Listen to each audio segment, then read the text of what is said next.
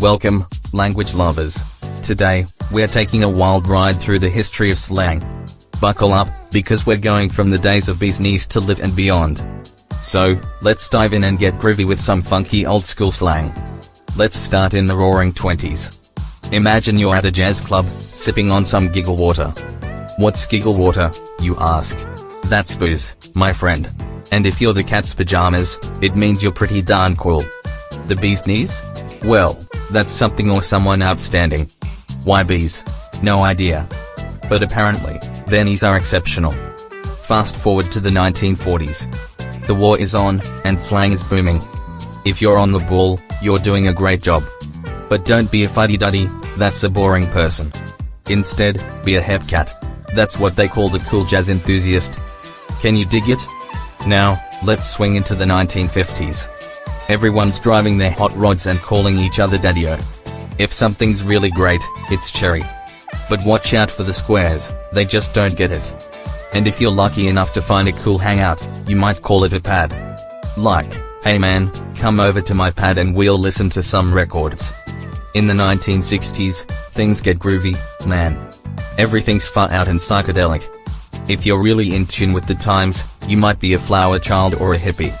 And if something's bad, well, it's actually good. Confused yet? That's just how the counterculture rolls. By the 1970s, we're getting funky. Disco is in, and everything is dynamite. If you're looking good, you might be fly. But if something's uncool, it's a bummer. And let's not forget jive talk, where everyone's a turkey. But hey, don't have a cow, man. Now, let's boogie into the 1980s.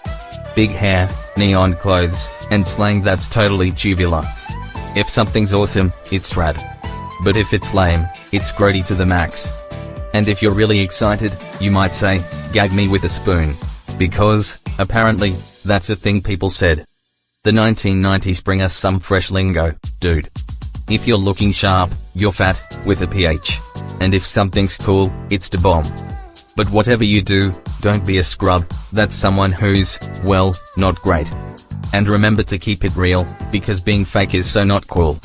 As we roll into the 2000s, everything's bling bling.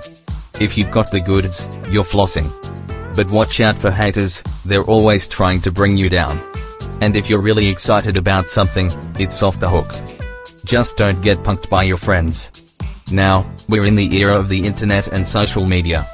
Everything is lit, and if something's amazing, it's fire. But if things aren't going well, it's a total fail. And remember, if you're throwing shade, you're being a bit critical. But it's all good, because we're just living our best life, right? So, there you have it. A whirlwind tour of slang from the 1920s to today. It's amazing how much our language has evolved and how some of these words have stuck around, while others have faded into obscurity. Keep using those slang terms, because they make our language colorful and fun. And who knows? Maybe someday, people will be looking back at our current slang and wondering what the heck we were talking about.